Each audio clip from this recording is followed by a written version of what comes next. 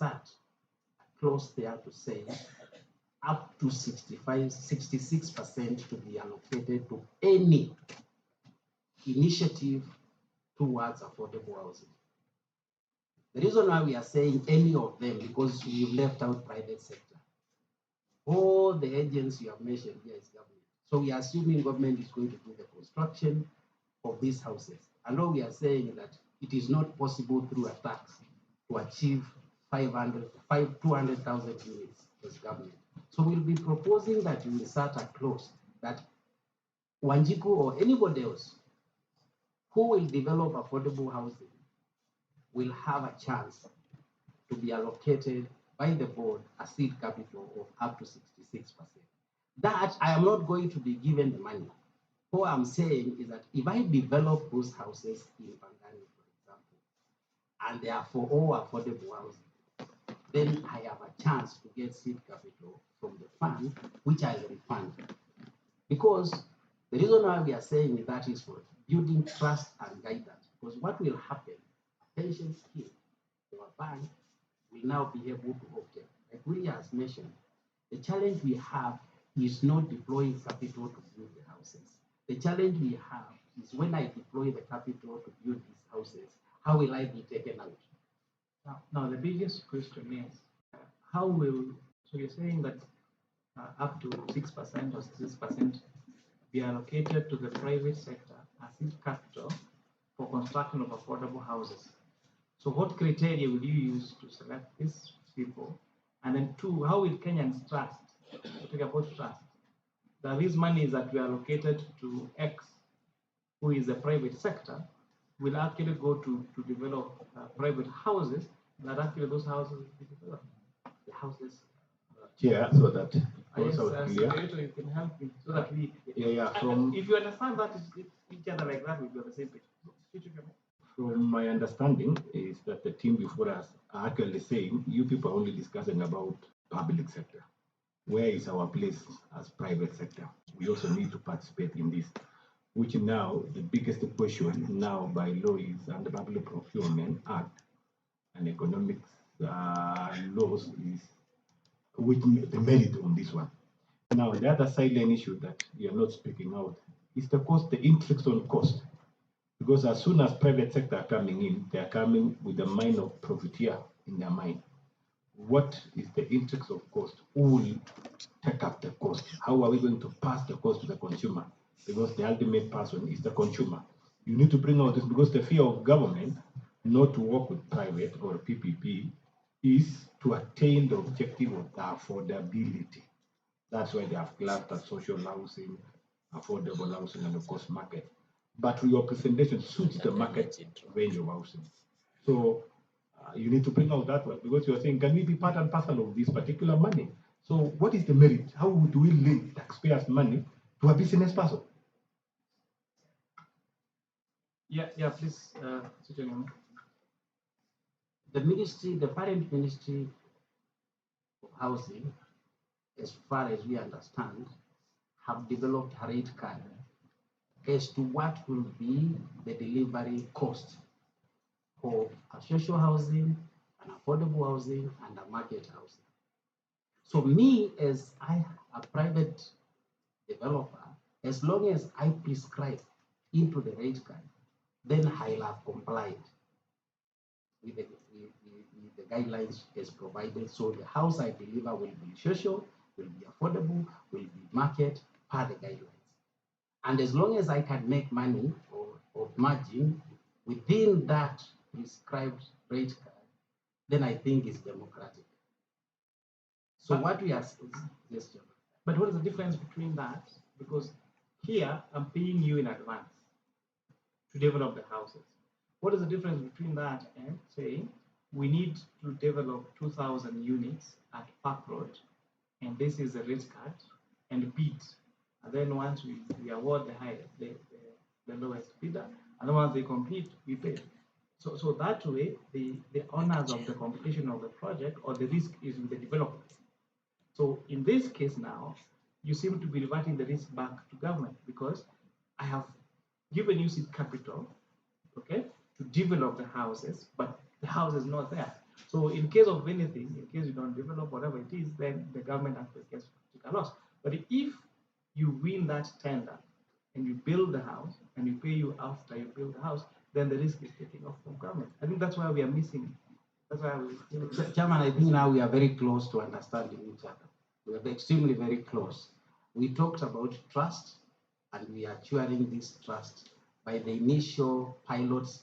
In our view, what government has done is a pilot, because the levels of stock you are developing with the available taxes will not be enough to reach the 200,000. So what we are proposing, Chairman, is that there needs to be a offtake of stock from government to get you off being the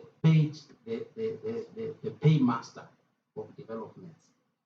That for every because now you will have to develop the 200,000 units, and you will have to sit back for 30 years to collect rentals from us. It is not sustainable. So what we are saying is that for your initial stock, which you have developed, for argument's sake, 84 billion, that needs to be offloaded to REITs, which is the vehicle we are creating. When that is offloaded to REITs, you will have created the necessary trust in the ecosystem that I can actually develop these houses instead of government developing, and my houses will also be offloaded to REITs. Because the moment we have that trust that tomorrow, since government has been taken off 84 billion, then company X tomorrow who has capital to start an investment will trust that if I develop in Kapenguria 1,000 units, I will use the same channel to exit.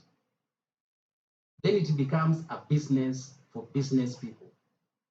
Then you will not be lacking the supply, because in Mombasa, a developer will develop and they will be taken off by a REIT with which trust you created as government, and then you get off the building ecosystem.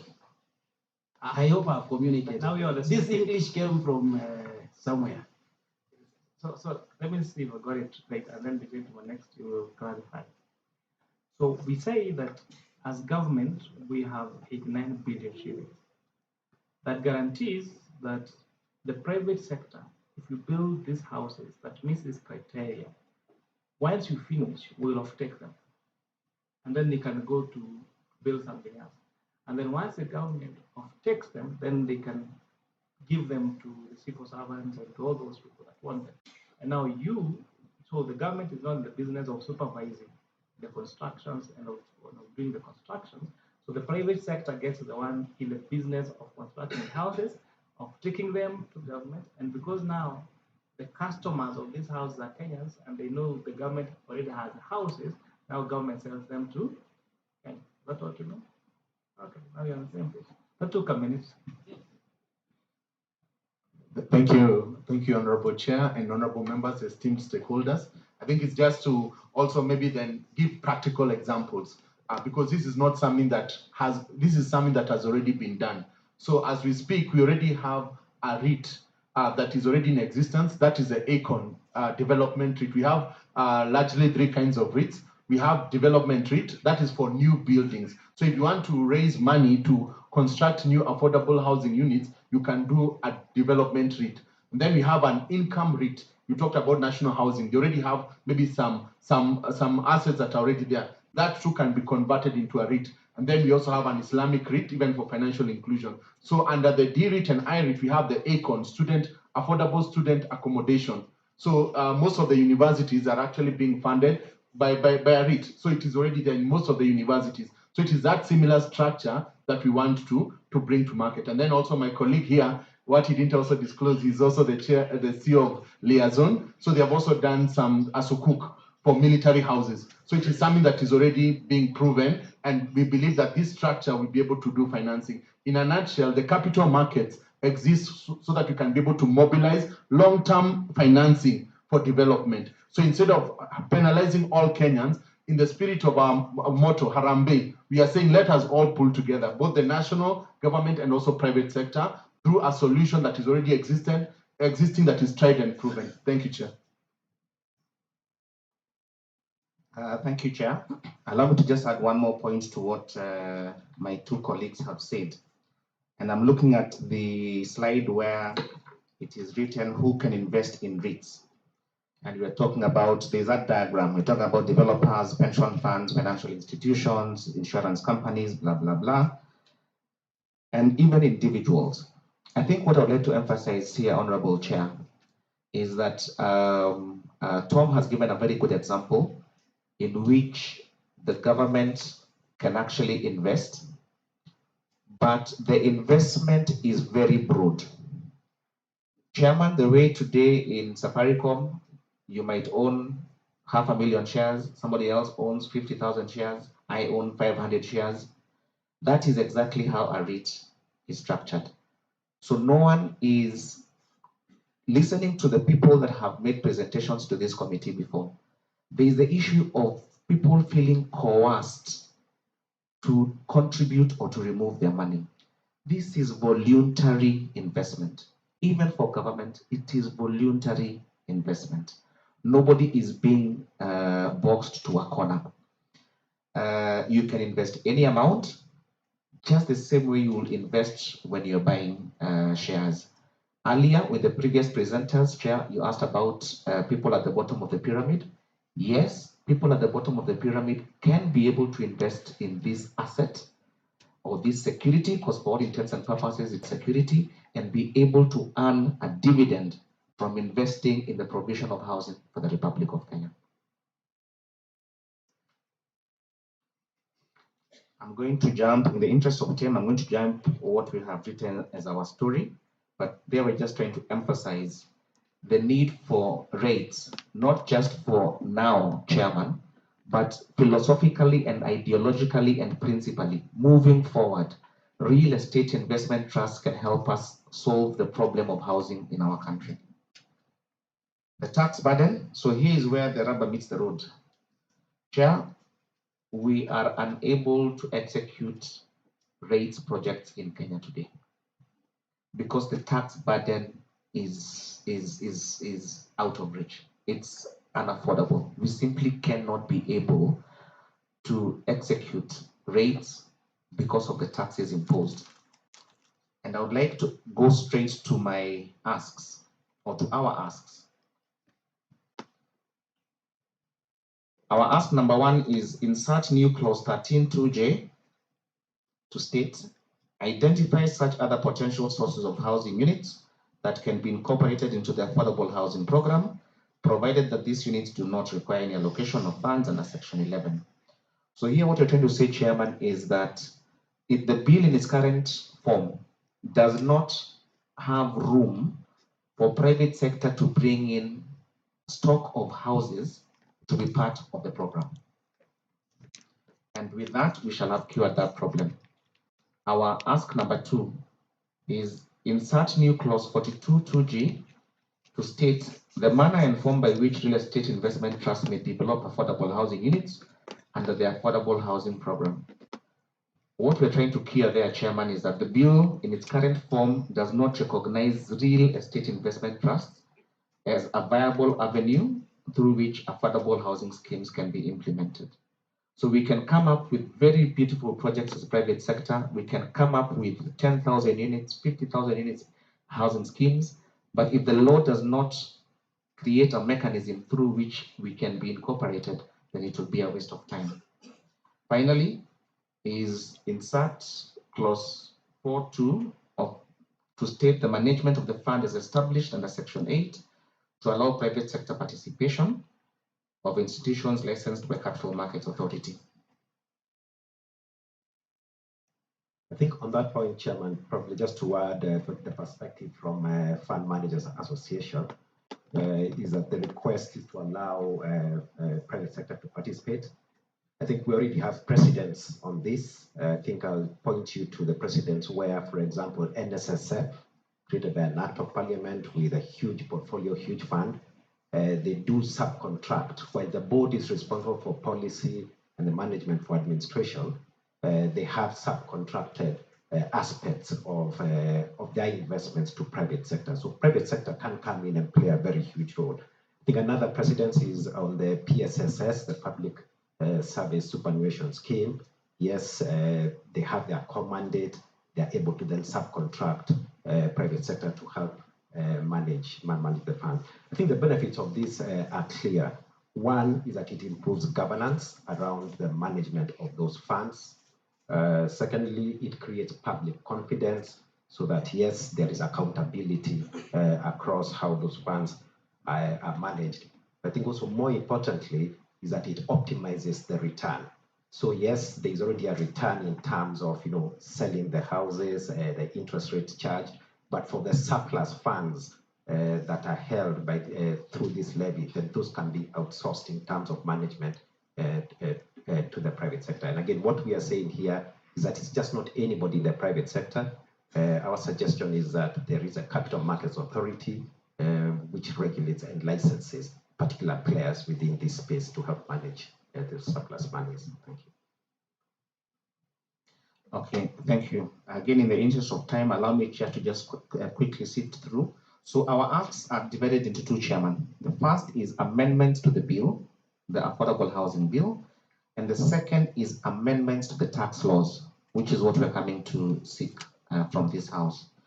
We have laid a foundation, Chair, and I would like to just thank this committee on drafting and passing the national tax policy that was late last year.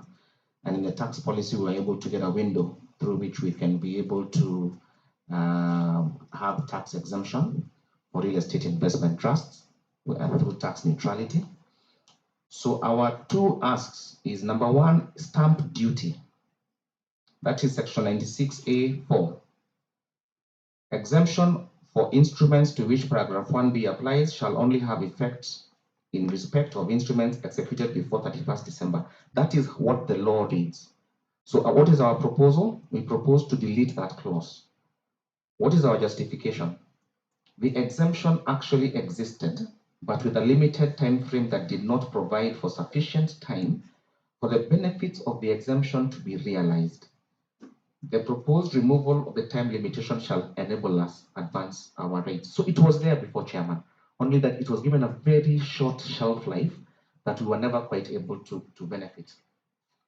Our second request, Chairman, is an amendment to the 8th schedule. This is with regards to capital gains tax. So we propose the addition of a new clause 3.4 with the following paragraph. The gain accruing on any transfer of property in any real estate investment trust regulated by CMA. Our justification is the proposed addition shall enable us exempt real estate investment trusts from capital gains tax. Chairman, our reasoning is very simple. If we're going to get into transactions where we're getting a developer to create stock of houses, then for those houses to be offloaded to investors, you're still imposing upon him or her a capital gains tax. How will they ever be able to build houses and dispose them? So it appears like we're shooting ourselves in the foot. We are trying to create a stock of houses, then saying that let us tax whoever is providing the stock of houses. Private sector, Chair, and I can sincerely tell you this, is interested in playing in this space and providing affordable houses. We're not asking for any special treatment. All we are saying, these taxes that just make the delivery of the houses even more difficult, can we do away with them? And we're just talking basically of about two taxes, and we shall be good. Finally, Chair, our last slide. Our proposal is not divergent from our national aspirations. I think, as we said earlier, everybody believes that and agrees that we should have affordable housing. Our proposal to use real estate investment trusts aligns with this. We also seek the favor of this House.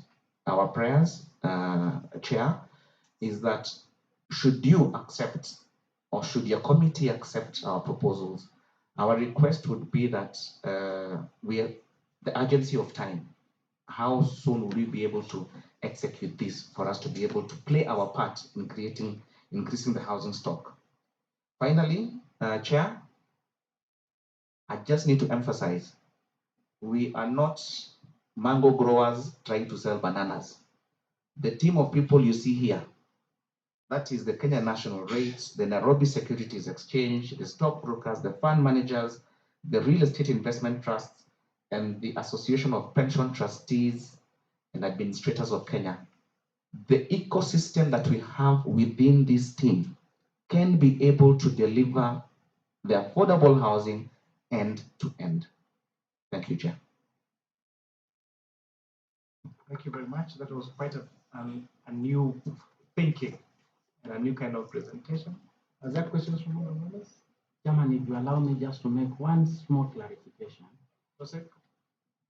The guidelines and affordable housing as they stand do exempt stamp duty to the first house owner. Your first time to own an affordable house, you are exempted from stamp duty. But a REIT is a body corporate. So we are saying that that should be extended to include the REIT itself. Because remember, the REIT will be off-taking in bulk. So I just wanted to make that clarification so that we don't assume that is already provided for. But are you sure that that the first ownership of affordable houses is exempt from excise duty? You sure? Or from Stamp duty, Chairman. From stamp duty. Yes. Did you start it? What unless that has been We also will lifted. find out because unless it was done before last year, in the 1 year that we have been on this committee, I don't remember. No, so those are good proposals. However, we have one limitation on this bill. This bill does not amend the Excise Duty Act, and therefore we cannot introduce an amendment to the Excise Duty Act at this stage. But we'll soon be processing the finance bill of 2024. So that would be a good time to sensitize this committee again on that. That's a very brilliant idea, so that we take out use of public funds and this becomes the kickstart to the project. So it builds trust in the market. It provides the funds, and then it is taken over by the existing ecosystem of the fund managers, of the circles, and the REITs. And I was thinking this would even be a big boost to the Nairobi Securities Exchange that we haven't been seeing a lot of activities lately. All right, that's fine. Another Vice Chair. Sorry, Chair, I got late. My name is Benjamin Langat, MB in Amoy and Vice Chair. Now, I have listened to your proposal, especially in terms of fixing yourself in the sharing of the fund. You have created a space somewhere for the private sector, where you are saying up to, I think, 66%. And I had a chair here on asking, what are the alternative sources of funds? I didn't hear you where we are leaving people. You didn't get a space there. How would you propose that we get? I think that question didn't come out clearly. How would you propose other sources of funding to this housing, other than what we are proposing in the bill? Because we seem to be targeting the non-connected, but we don't want to increase the cake. So I didn't quite hear how you propose to get additional funds as experts of the money market and the capital markets.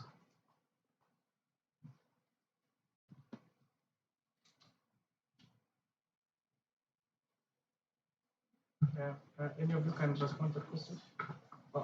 Paul has a question too.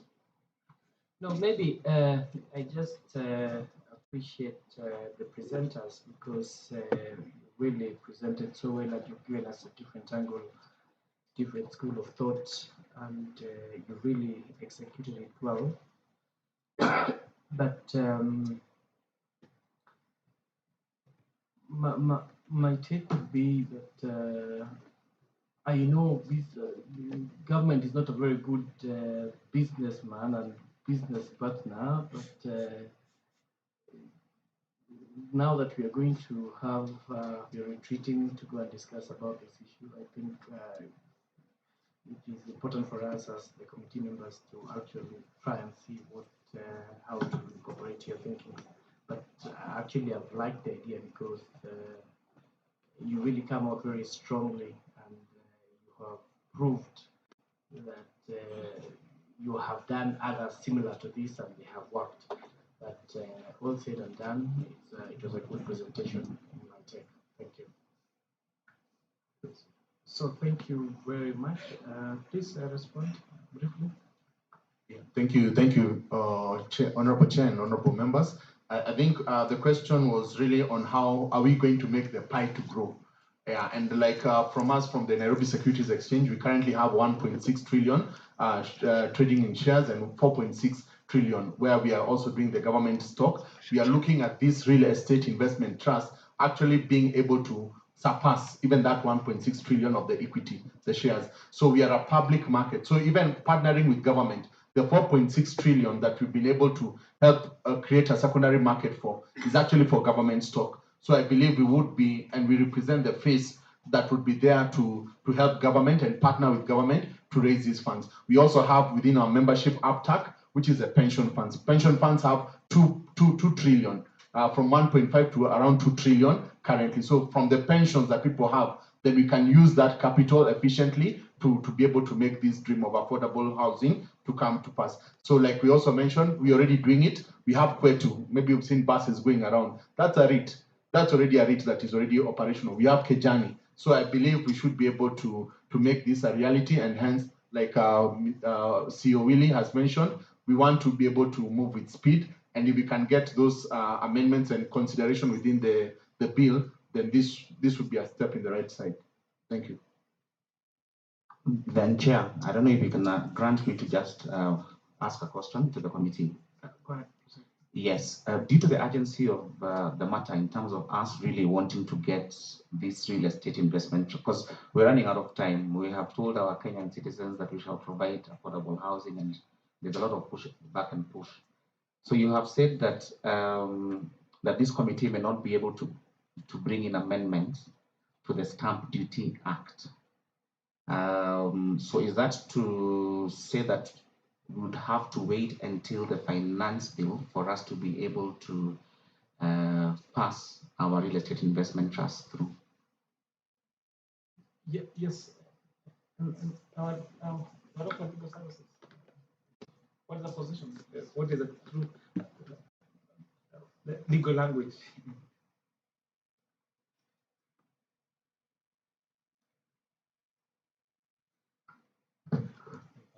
So, I was absent-minded. I was responding to something from my boss. Maybe if he asks again, I'm sorry. Through the chair. I was asking if it's possible to amend the Excise Duty Act through this affordable housing bill. No. Yes. So it confirmed my communication that you cannot amend the excise duty. So exempting the transfer of real estate and exempting that from stamp duty would mean doing an amendment to the Stamp Duty Act. And since this affordable housing bill has not amended, does not have any clause that amends the Stamp Duty Act, and therefore introducing an amendment to the Stamp Duty Act in the process of this bill now will be unprocedural, and it will be thrown out of the courts in the morning. So we can't do it here, but we can do it in the finance bill. Yeah. But I think the next finance bill is only maybe 5 months, 5 months to go, 6 months to go. Yeah, so I think by the time we are reaching July, and I think will just be the right time. It will be the right time. Yeah. Much obliged. And remember, even by the time, so we retreat tomorrow for the report, and we take it through second reading, third reading, it is sent to the president, a vote to be created. So you're better off even with the finance act. and even if it was not complete. Asante sana. I think we've had such an amazing conversation. We've made more progress than we were last year when you're talking about these affordable houses. And the debate is live, the debate is real. We're having all ranging views, and at the end of the day, we're gonna make way. We're gonna get someone. So asanteni sana. Thank you very much, Chairman. On behalf of everybody, we express our very, very sincere gratitude. Thank you very much. Thank you very much. And again, our condolences to the Chair, and the commitment that you have to this lawmaking process is really commendable. Thank you very much. Thank you, Chairman. Technical University of Kenya. Next. And then Oxygen Marketers and Communications Limited. Then Kenya Export Floriculture and Horticultural Union.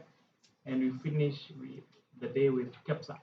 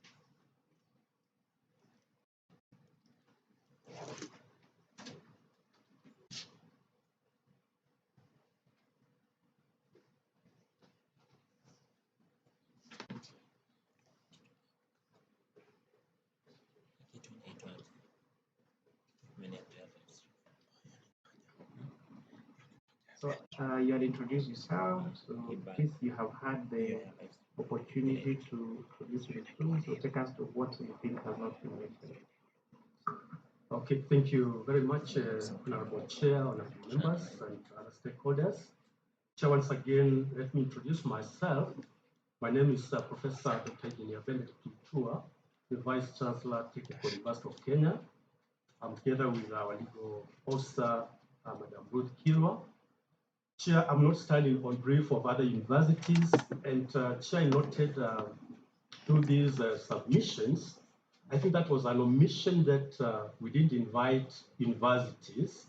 I think they would have played a key role in terms of executing this very important bill that is affecting our country. However, Chair, as a technical university, sorry. Let me correct you. We actually did invite universities. We received submissions from Kisii University. We received submissions from Egerton University.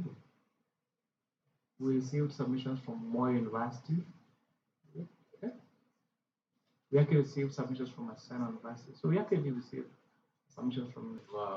We have the chairs of the universities where we normally have presentations collectively. However, Chair, I'm directed. I would want to be very brief, Chair, in terms of contribution towards this bill as a university. One, Chair, we play a very clear role in terms of this particular bill as Technical University of Kenya. And Chair, as you are aware, I'll not go through the submission that I presented to you. Historically, most of the members know where these investors come from as a technical college or through to the status where it is. But the focus of today's Chair is the challenge that is there on affordable housing. And as a university chair, we are looking at it from universities that are based in the cities, such as this particular university, in terms of affordable housing, and more so focusing on very important people, the students. I think the morning we've gone through accessibility and affordability. And I think it's something that over the years, Chair, that has been assumed that these students who come to the universities can afford where they stay. I'm taking an example of a student who's coming all the way down the coast and coming to Nairobi. And in our case, Chair, we don't have accommodation for these students. We have a total of about 433 for both young men and young ladies.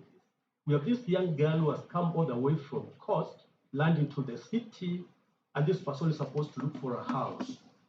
Chair, the kind of places where these students are staying is deplorable in terms of sanitation, in terms of security, in terms of accessibility. And Chair, we want to thank the government because when our President, His Excellency, visited the university in 2022 on 8th in particular December, we pointed out the challenge that we have in terms of housing.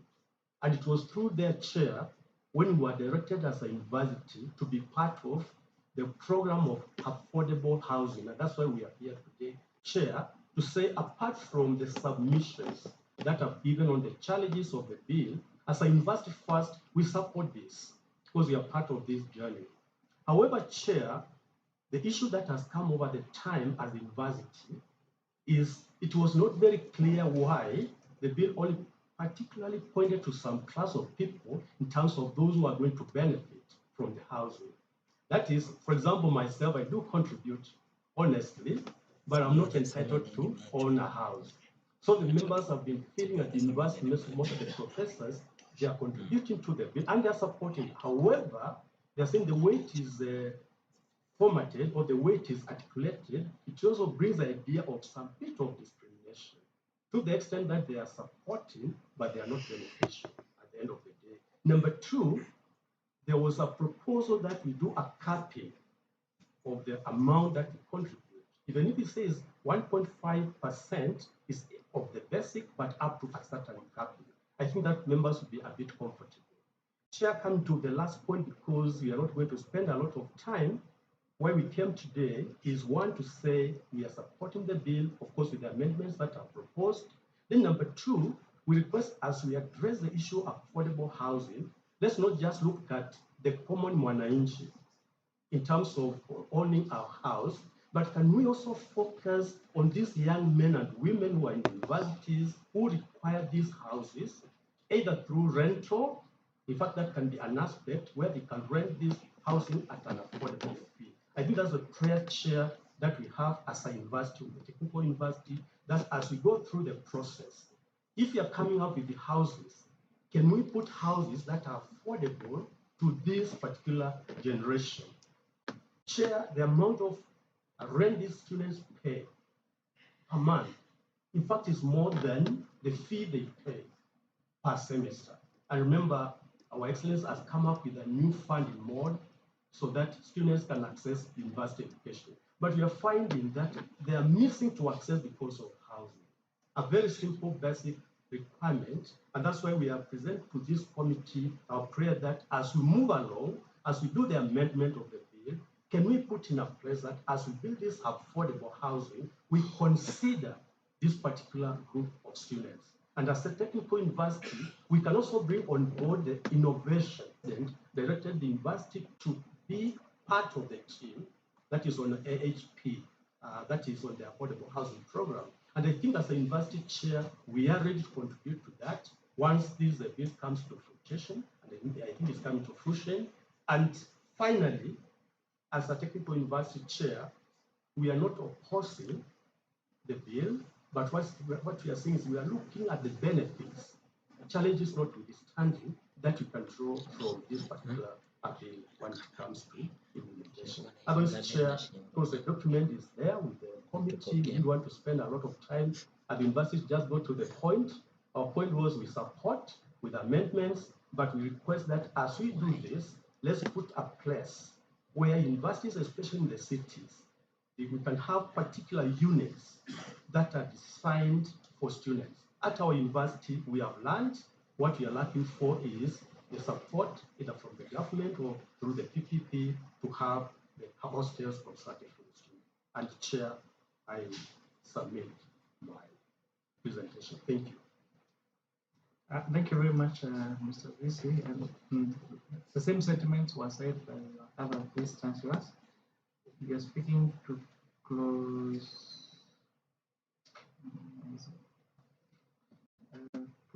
page 2117 of the bill. It talks about institutional housing, clause 11C. That's 30% of the monies be allocated to the State Department as well for matters related to affordable housing for development, maintenance, rehabilitation, and offtake of institutional housing programs. So I think what we are saying is this institutional housing program is specific for universities, colleges, and polytechnics. Some of us, when we went to university, which is not so many years ago, hostels at KU was 2,700 for a whole semester. So that was like 900 shillings a month. So everyone could afford to stay there. And it was easy to commute from the mess to the hostel and to class. But now, and to go to it in KF. But now, with the current prices of houses, that's why you find students have to live very far off campus, and mostly in places that are very dilapidated. And that has also even caused the recent cases of assault and burglary to university students. So I think it's very important now that you're talking about affordable housing, we host our next labor force aware so that we sustain them to make sure that they complete their school and get to contribute to the welfare and development of our country. Thank you very much, Duke. Oxygen, marketer and communications. Yes? Yeah, I could just add something small. With respect to the definition part of the bill, probably it could also be section 2 to include definitions of student accommodation and university setting housing and all that for maybe members of staff, especially where we need staff to be housed within the university section. That was one. Maybe also to highlight the fact that our students, especially in the cities, end up finding themselves in deplorable housing. I think we have highlighted this in the Vice Chancellor's presentation, page 2, the penultimate paragraph, where we are just showing where some of the students actually live as a result of them not being able to afford. As the Honorable Chair has indicated, that he used to pay a little money at KU, but right now, for the same amount, you find yourself actually living in a very pathetic situation. So, being a public entity, that is the reason why our Vice Chancellor has been able to tender his submission that we use the laid out procedure within the bill to be able to have the government be able to provide the necessary funding and support to the university sector. So I submit. Thank you. Thank you for giving me. Yeah, I think you're very spot on with the definition. What is your current deficit for our student accommodation? What you have versus what you need? Thank you, Chair. In fact, we have a population of 15,000 students, and we can only afford 430 students accommodation. So you have 15,000 students vis-a-vis 423 hostels. No, only 423 students can get 403. So less than 20. So we have we have almost 1%, like 3%. Okay, 3%. Less than 3% of your students actually live in campus. And Chair, you know, Kenya Polytechnic was built, it's a different university because the time it was offering certificates and diplomas, it was saying that most of these people were day scholars. They were employees from the government, so they never went to the building of the hostel like having and the professional schools. 32.864%. All right, thank you very much. Regards to the fraternity of Technical University of Kenya. I thought you mentioned that you'll be the beneficiary of this program because your students will get internships. Yeah, but it's all right. You had it from, from your colleague. All right, now you have the Kenya's Export Floricata, Horticulture and Allied Workers Union. Oh, sorry, it's Oxygen, sorry. Oxygen, sorry, Oxygen.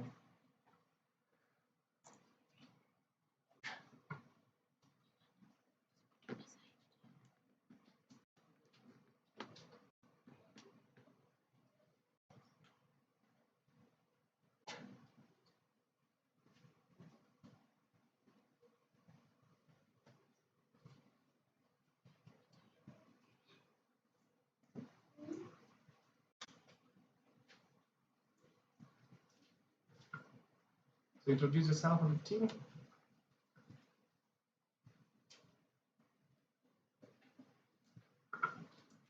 Good afternoon, Chair. My name is Ando from Oxygen Marketing and Communications Limited.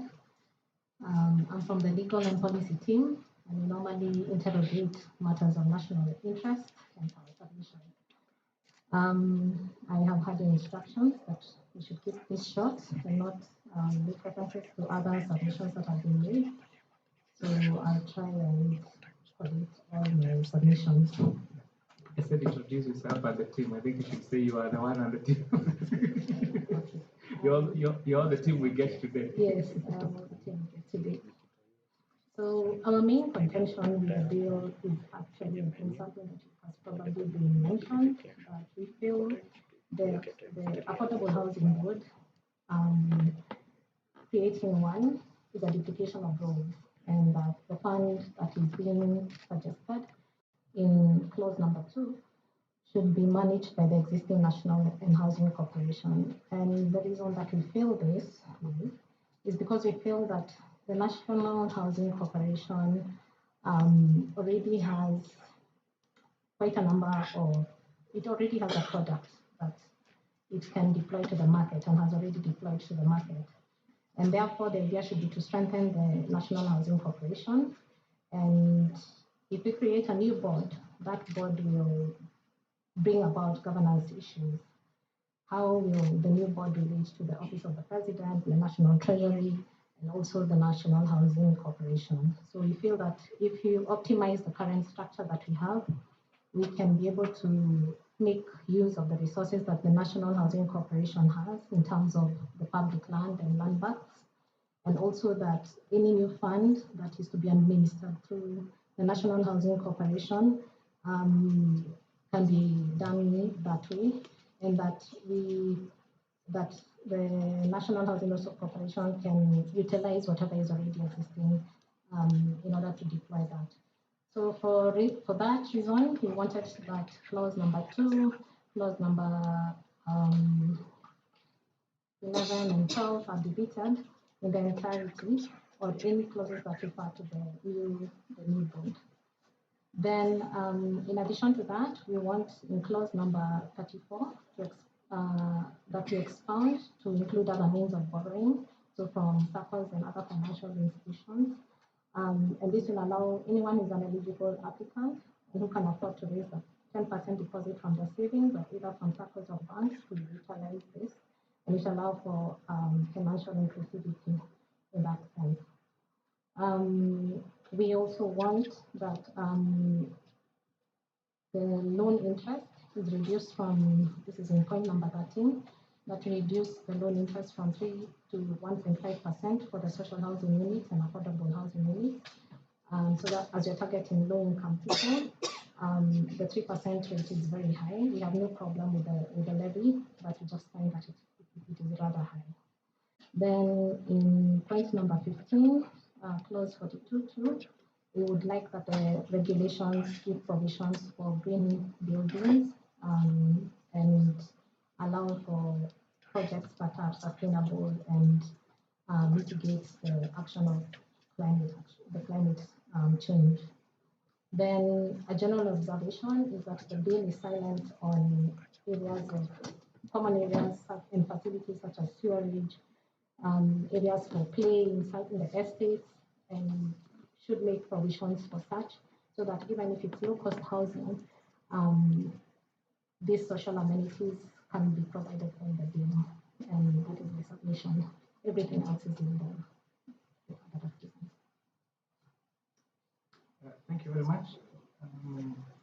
One of the things that has come up afresh is the common areas and the facilities like CO. And you're right that that is not provided for in the bill. Interesting views about the fund being managed by the National Housing Corporation. There is a question on fee, despite the National Housing Corporation being in existence, we have not been able to provide any affordable housing. So, what difference would it make if these funds really go to the same thing? But just maybe Chairman, also in terms of the need for the board to exist, is that actually to create a focus it requires to be able to collect the funds. But if you look at the road sector, the way it is structured, you see we have a body called Kenya Roads Board. Its mandate is actually to only collect the money from the taxes and then distribute the monies to now implementing bodies. When you see National Housing Corporation is one of the implementing bodies in the bill, amongst the others. So I think to me, you have a point, but in terms of creating focus and actually collecting what is required, I think the board actually should exist. Borrowing even from the road sector, as I said.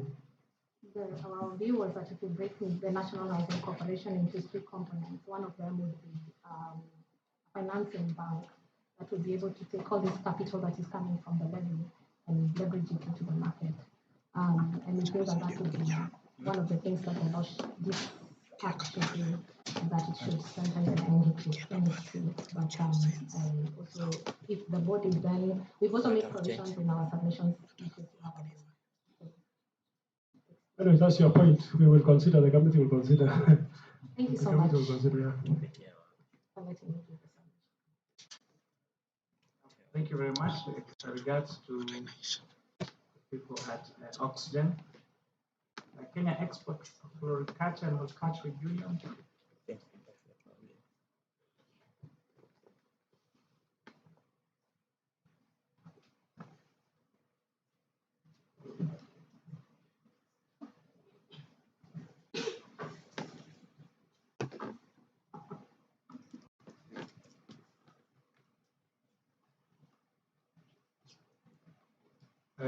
Good afternoon, Chair and members. My name is David Omolama. Good morning, can you hear me? Now I'm heard. Thank you. I started by saying good morning. Good afternoon, sorry. Thank you very much for the correction. Chair and members, my name is David Omolama. I am the Secretary General of Kenya Export Floriculture, Horticulture and Allied Workers Union. It has full mandate of the membership and the National Executive Committee of the Union. Together with me is Bernard Mukaisi, who is the National Treasurer of the Union. Chair, Kenya Export Floriculture, Horticulture and Allied Workers Union is perhaps, I stand to be corrected, perhaps the only union, the only trade union that accepted and agreed to stick its neck out there in support of first the entire finance bill, Finance Act, and most importantly, the idea of affordable housing as contemplated in the bill that we are discussing. We enjoyed ourselves in the cases that have been going on in support of progress. That is, in our view, we think government is trying to make progress in its endeavor to fulfill and to actualize Article 43 of the Constitution in respect of delivering affordable housing, which is a fundamental right that Kenyans must be made to enjoy. I have briefly a few background facts to help the committee know where we are coming from. And we say the Kenya Export Floriculture, Horticulture and Allied Workers Union is a trade union of employees in the agricultural sector registered under certificate registration number TU 173, and its headquarters are situated in Naivasha, Nakuru County of the Republic of Kenya. The union draws its members from employees engaged in the floriculture, horticulture and allied segments of agriculture, mainly trading in production and export of cut flowers, exotic vegetables, fruits, and herbs. Yes. These backgrounds are not, the background information is not part of. Could I help you, please? Because we are really constrained of time. Please. Thank you. I beg your indulgence. Go to the clause by clause. Thank you very much. So we have suggested amendments clause by clause, which we think, if they are incorporated, they will make the bill richer and more in the best way so far understandable. Our first proposal is on clause 2 ABC, rather section 2 ABC. And our issue of concern here is the technicality involved in definition. We are saying affordable housing unit as defined in terms of clean areas is too technical for the common person to understand the product that government and the board and the affordable housing program wants to deliver. We are proposing that that be changed, the description be made easier, so that instead of talking about clean area, we talk about the common definitions that are understood by people. You know, one room house, single room house, 1 bedroom, 2 bedroom, 3 bedroom, and so forth and so on, studio and so forth and so on. So that anybody the serious of getting into understanding and getting into affordable housing program knows beforehand as per the law what is in it, because please area is confusing, not readily and easily understood. Number 2 is on clause 4.3. We think clause 4.3 does not specify who the collector of affordable house levy is. It should be made clear in the bill who the collector is. The bill talks of the collector. And we have had experience where Kenya Revenue Authority, there were questions as to whether Kenya Revenue Authority has the mandate based on its anchoring law to collect housing levy. And so we are saying that it should be made clear who the collector or in whose custody the deductions and payments of affordable housing levy should be remitted, like in the case of NHIF, which is being turned into SHIP, or NSSF. Number 3, we are on part 2 of section 7.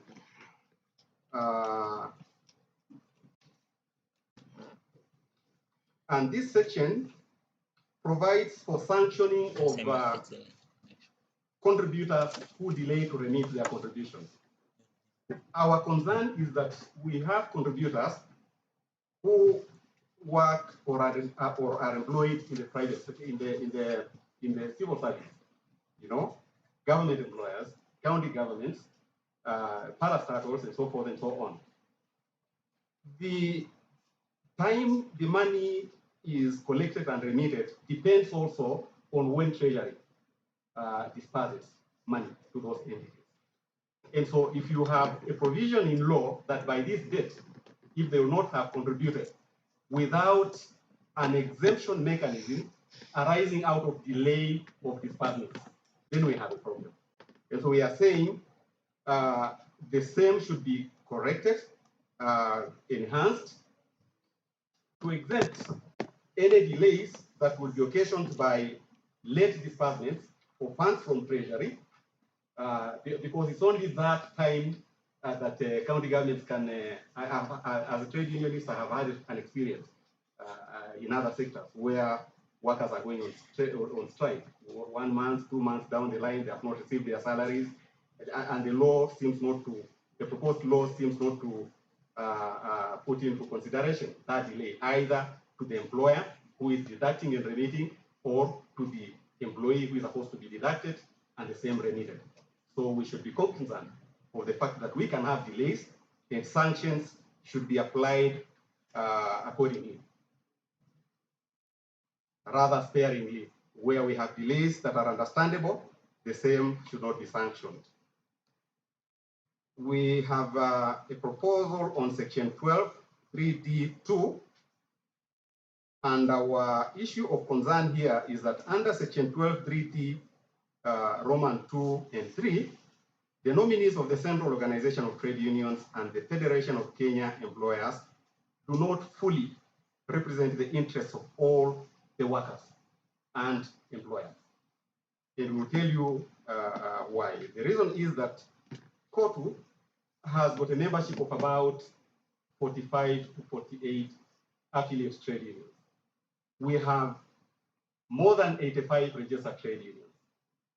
KOTU is a membership organization, and membership is voluntary. We know previously it has been deemed to be speaking for everybody, for all the workers.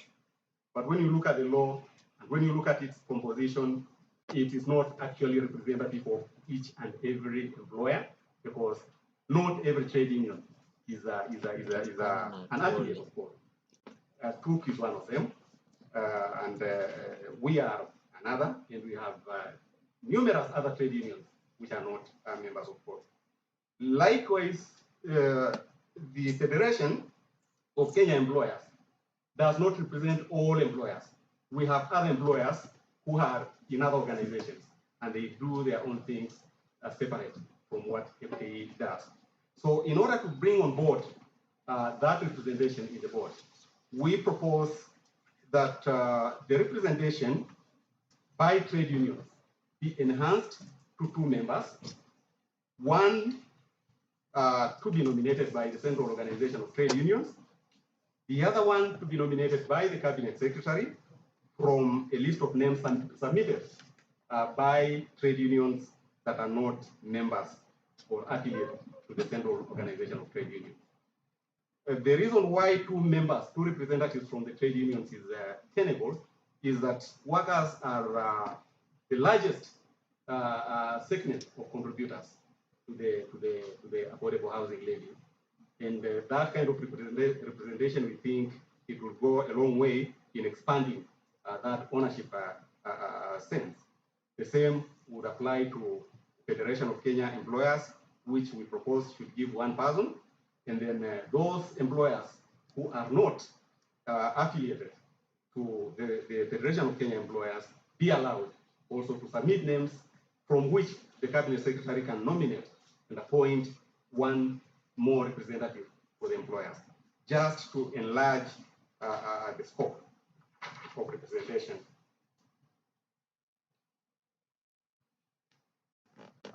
We are now going to section 12.3e, where our issue of concern is that the 3 persons not being public officers to be appointed by the Cabinet Secretary and who shall possess qualifications in built environment, finance, or law, where we are saying, already when you look at the representation, apart from the trade unions and the Federation of Kenya Employers, all other appointments have actually been made by government. And we are looking at it and saying, we don't want to create a board that eventually will look like it's a government board, and we have limited representation from other stakeholders outside of government. And so the Cabinet Secretary, we are saying, can still appoint the 3 members, but these 3 members should come from other stakeholders who have not been mentioned in the bill as it is right now. We are proposing an extension of nomination from the NGO because the non-governmental organizations to be represented, and we are saying that this is the opportunity that can be used also instead of the cabinet secretary just concentrating on professionals and 3 of his appointees, then that should be, those slots should be given to increase the slot for the trade unions as we proposed, the slots for the employers as we have proposed, and then you can also bring in the element of non-governmental organizations or even faith-based organizations, if you so wish, to expand, representation to include other stakeholders.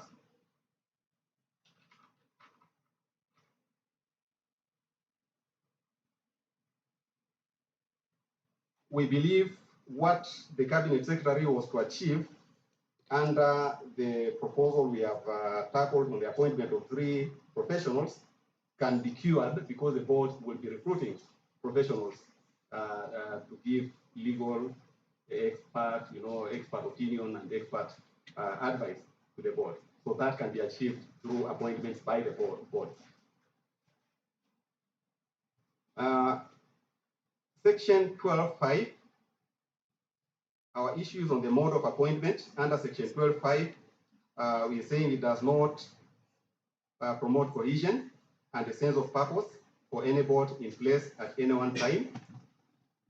There is need for the board during any term to have a sense of purpose in deliverables during their term of office so that each board can be measured and appraised at the end of the term. We have seen the proposal that the appointments should be staggered and that they should be made at different times. So we are trying to look at the synergy that creates and the sense of purpose and the strategic function of a board that needs to be together so that it can be measured and appraised, as a whole unit after each term. And so we are proposing that the appointment be done at the same time for all the members of the board, and then to ensure that there is continuity, when the current board's term is ending, then 6 months prior to the end of that term, the other members can go on board for the purposes of orientation and also for the purposes of handing over, so that we have that transition being smooth. Because if you appoint 2, then 2 after 1 year, then it doesn't create that synergy.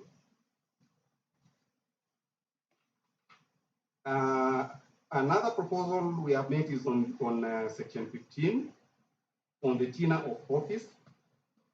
The tenure of office is proposed to be 3 years. And we are saying the program of delivering affordable housing is not a short-term venture. It is a venture that requires time. And therefore, if you want to appraise a board and give a board mandate and ensure the board has delivered, then give the board time. 3 years would be too short. I don't know if I don't know how many units can be done within 3 years, because construction, as we know, and especially when it's involving large-scale construction, it will take time. And so we think 3 years should be enhanced to 5 years, and then the same should be subject to reappointment once. And that is based on the performance of the board. That one can be measured. And so that if board members have not been measuring up to task, then there is a mechanism to address that once the tenure of 5 years ends. That way, you will be able to hold a board accountable and ask a board, what did you deliver in 5 years? And the board will be inclined to work hard and deliver something for the country within 5 years. We are also addressing the question of eligibility criterion under section 30. And the eligibility criterion, as proposed, includes people who are not contributors to the housing fund and who may have the money for deposit and therefore enjoy an unfair advantage than workers. If I'm contributing, if I'm not contributing and I have money and I can go and pay and get a house, why bother to contribute? You know, that will be the thinking. And so we are proposing that it be made part and parcel of the eligibility criterion, so that anybody that's serious of benefiting from affordable housing, with an exemption of known cases like people with disabilities, people who are totally unable, you know, to be contributors. You know, people maybe who do not have a known income on a monthly basis that they can contribute. We are saying it be made part and parcel of the criterion that anybody that's serious of benefiting must be a contributor, because then it makes no sense. People will say, I have 10%, so why contribute monthly? I'll wait. Those who contribute, let them contribute. Me, I'll go with my money and have the house. So what? And so we are proposing that for fairness, the contributors, anybody to benefit must be a contributor. And then also, the proposed law provides that those contributors, those voluntary contributors who are not being deducted money, can be refunded their money later on if they don't benefit. We are proposing that that now creates discrimination. If others can contribute and then they can be refunded, others will also claim that I've been contributing. Why am I not refunded if I did not get a house?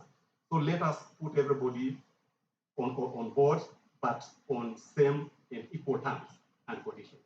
That way, we will not have litigation coming up later on based on discriminatory actions by the board.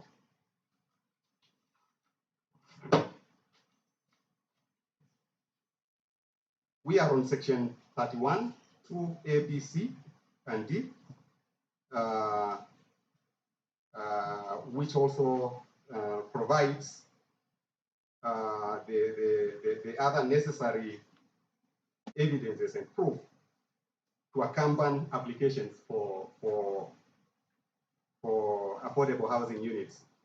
And here we are saying that proof of membership should be part and parcel of the documents you carry and you attach to your application.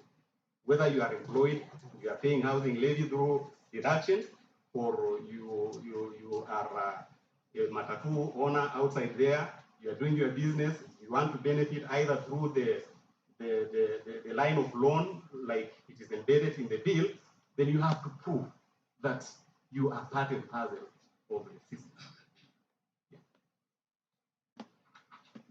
I think shortly those are our suggested recommendations. Others we have, we know we've been following submissions and we didn't want to repeat ourselves.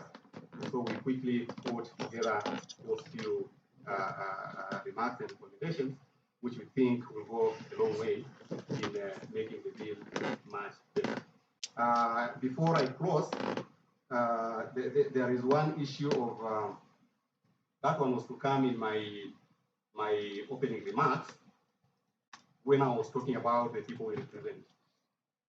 Agricultural sector is actually the largest employer in the country, but the salaries are the lowest. Chair, for your information, wages in the agricultural sector are still based on the colonial system of consolidated wage through the wages guidelines. And the current one provides that the basic wage, the consolidated wages in the agricultural sector are around 7,800 shillings, you know, barely less than 8,000 shillings. In the general sector, where wages are determined through the general wages order, it is about 14 to 15,000 shillings. So you see, these forms the largest group of people who will be contributing to the affordable housing, you know, because they are the majority when it comes to the employees. But then we have not seen a deliberate effort. Maybe it will be by way of regulations to ring-fence certain numbers of available affordable housing units to these people, who may not raise very quickly the kind of money that is required, to compete with the people who are high income earners.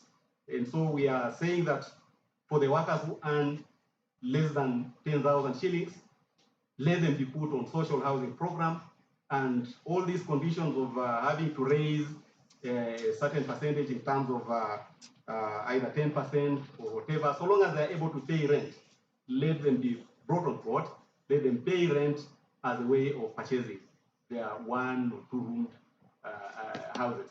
That way we will incorporate and include old people, because these are the hustlers outside there saying, how do we get the houses with a rent of 3,000 shillings per month and without an ability to raise the deposit that is required. Thank you very much, Chairman. Thank you very much. Thank you very much for your very good contributions. You've said you support the bill, but you're saying if you don't contribute, you don't benefit. And actually, there are 2 kinds of benefit that exist, both in the allocation of houses, and Section 34 talks about an eligible person who desires to be considered for a loan towards the purchase of an affordable housing unit shall make an application to the respective agency in the manner specified by that agency, which means that part of these money that are being allocated for affording affordable mortgages to the applicants are being opened to people who did not contribute to that fund in the first place. Very, very interesting views. And now our last presenter for the day is Kenya Private Sector Alliance. So, yes. Before you leave, there's a question for you. Yeah, I have a question for you. Thank you so much for the presentation that you have actually presented. But what would your take be? Because all the bodies that are coming here feel that they should be part and parcel of either being in the board or playing a part of this particular exercise. How are we going to, in your take, in your view, how would we harmonize all these people who seemingly look like they want to be part and parcel of this process, or part and parcel of decision makers in the allocation of this affordable housing? What would your take be? How would we harmonize? Maybe in addition, and related to that, you have challenged the central organization of trade unions as not being representative enough of the trade unions. And you said it represents, it has 48 in number out of 87.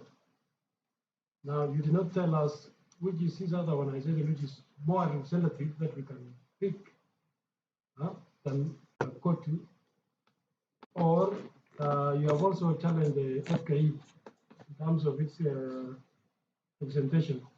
But you didn't tell us which other body is more representative of federation of employers than FKE, because we are looking at most representative organization. Yeah, starting with the question of member, thank you for that question. It is not desirable that everybody else should be a member of the board. But if those selected to be members of the board are representative enough, then the rest of us will go by that. We are not saying as a union that we must be there. We have just said the source of funding for the affordable housing levy is workers and employers. Probably, I don't know what percentage. I think it's everything. Yes. So that is the statement we are saying we should enhance representation, so that tomorrow we don't get, objections to issues which another section of people in that space are not supportive of, and they have no way, to say we are not supportive of that. And we have challenged. The committee the committee is able to source information, and under the Ministry of Labor, you can easily find out how many trade unions are registered in this country. And yes, COTU could be the largest, but we feel in terms of trade unions, the number of trade unions, we feel they don't represent everybody. We are not saying they do anything bad. We are just saying we need to start thinking of opening up that space where we can have alternative and where we can have complementarity, you know, of ideas. So because these are workers, we need to enhance that. We are not saying based on that, then every other body and every other people should be allowed to come on board. The same applies to FKE, which operates like a trade union for employers because they are registered. These organizations are registered under the same law. If you check in the Ministry of Labor records, the Register of Trade Unions, you will find out who are members of FKE and who are not members. And I will go ahead and say that is why you get the discordance in views coming from these organizations.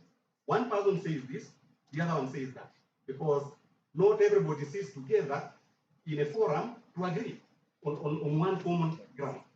So look at that and make, as a board, make up your mind. We're not saying everybody must be a member of the board. Well, maybe if I can restructure the question well, is that in your thinking, in your view, because of course we are going to retreat and we will have to make a decision. Yes. And you have said you've been following these proceedings. Yes.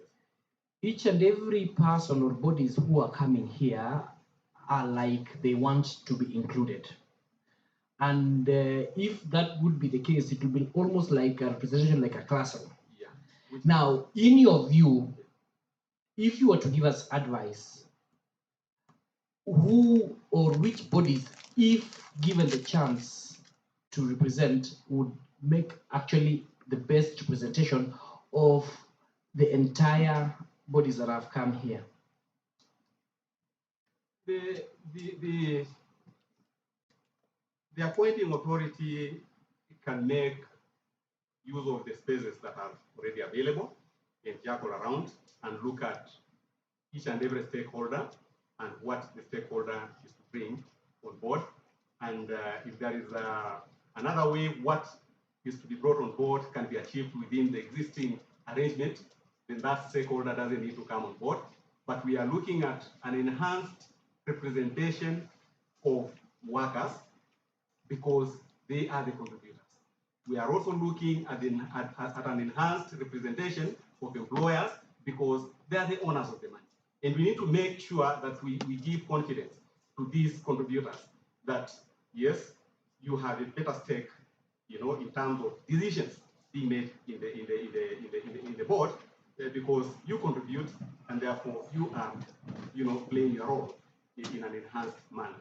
So that's where we are looking at. Other organizations can give their own reasons for that. Maybe if you may remind me your question, please.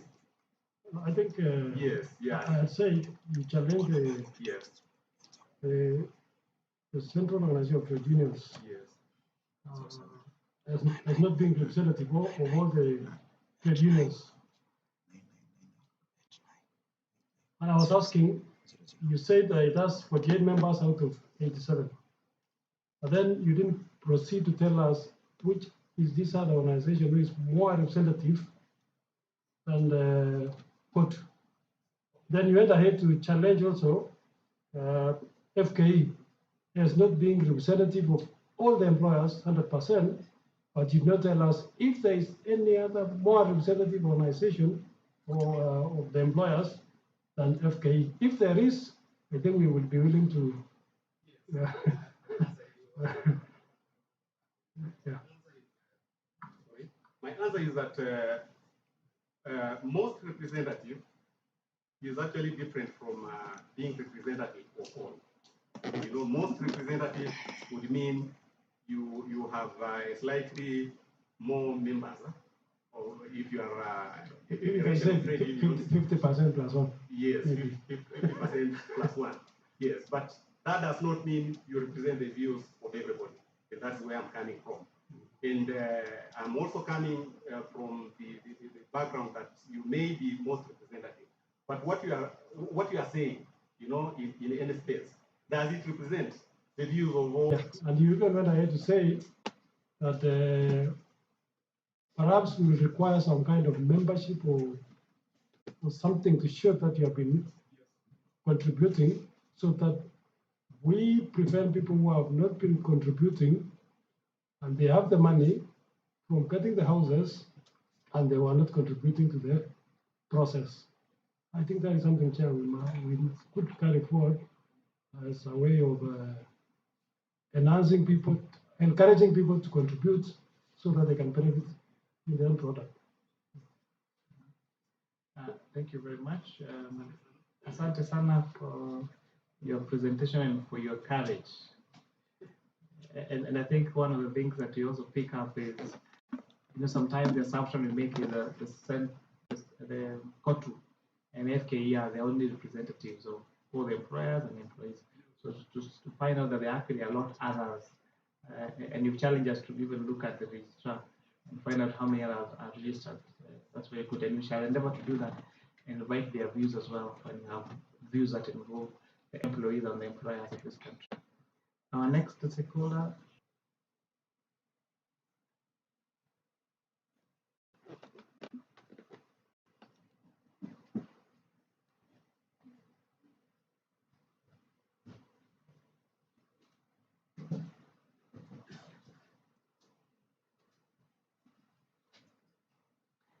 And you know the drill. I don't think you have to introduce yourself, so introduce yourself.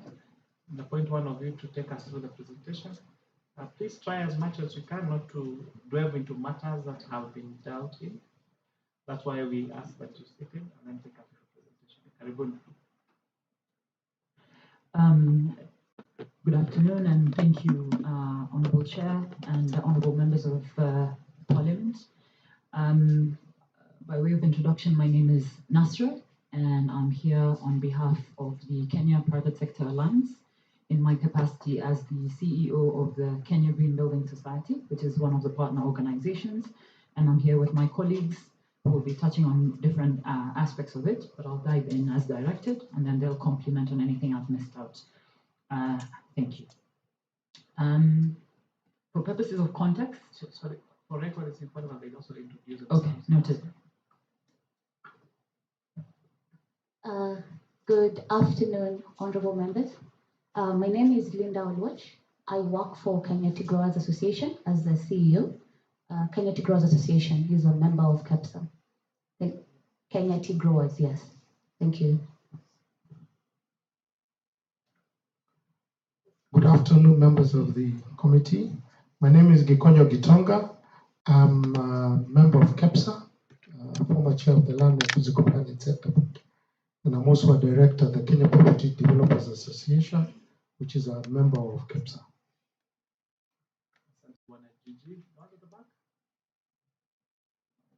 Who are you representing?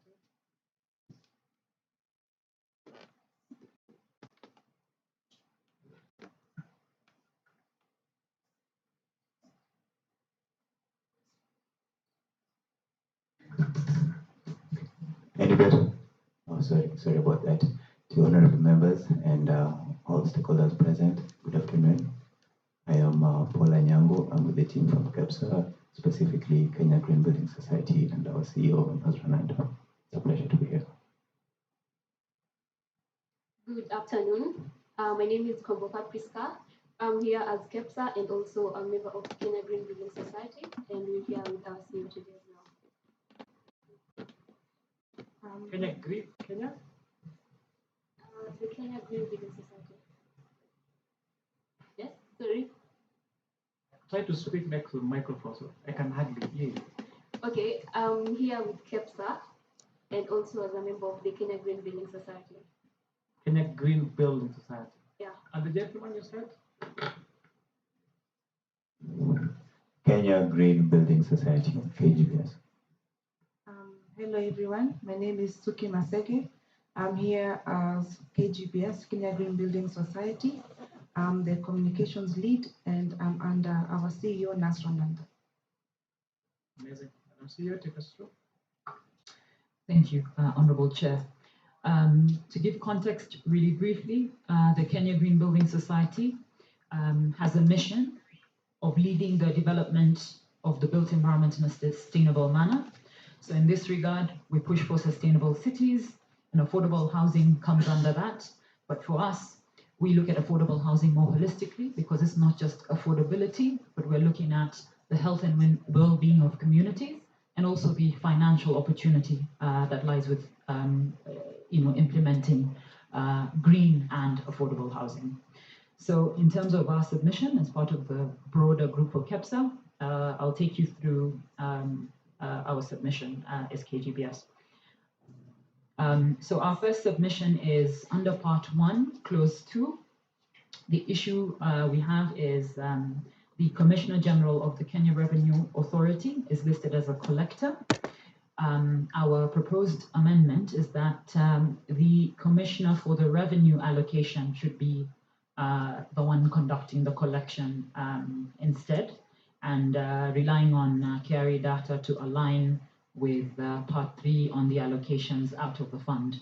And the reason for this is because the Commissioner for Revenue Allocations, primary role is to ensure allocation is monitored.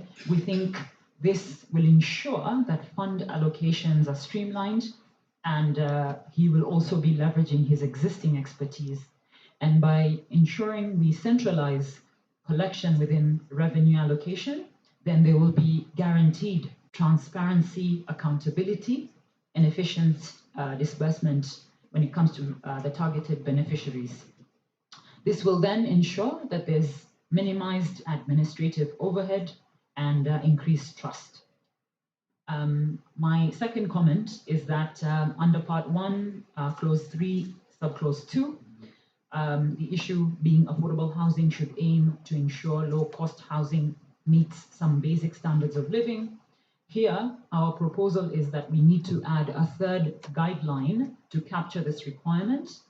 And our justification for the same is that we need to elevate affordable housing beyond just affordability.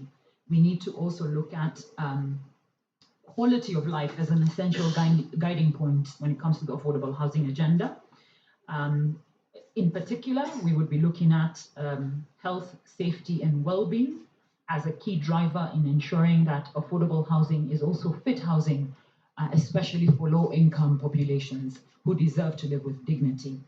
And in particular, the specific standards we would be looking to address are sanitation, safety, which is key, especially for low-income populations, and accessibility, which then would mean that when it comes to maintenance costs and the value of the property, it's a more holistic approach. And investing in quality means that we are investing in a stronger foundation for successful and affordable housing initiatives. My third submission is that under Part 2. Sorry. Yes. I'm just wondering. Yes. Part 2.1, when you talk about proposed amendments, that Commissioner for Revenue Allocation, yeah, do the collection using KRA data. Do you actually mean the Commissioner of Revenue Allocation? Yes. KRA? The words that Commissioner for Revenue Allocation. So there's actually a commission called the Commission on Revenue Allocation, which is an independent commission whose work is making recommendations on division of revenue between national government and county government. I don't think that's what you intended to say. The Commissioner General of, yes. So let the Commissioner General of KRA. Yes. Okay. I stand guided. Thank you. It's a small typo that ends up giving a completely different meaning. Well guided, Chair. Thank you so much. Moving on to my third contribution under Part 2, Clause 4.1. In our view, the issue should be that the levy should be voluntary and not imposed. For this reason, this view is guided by the fact that we need to maximize individual economic freedom and encourage broad engagement. So by making it voluntary, we ensure that the bill will create partnership and not imposition, and will also ensure that we're building trust for long-term program sustainability.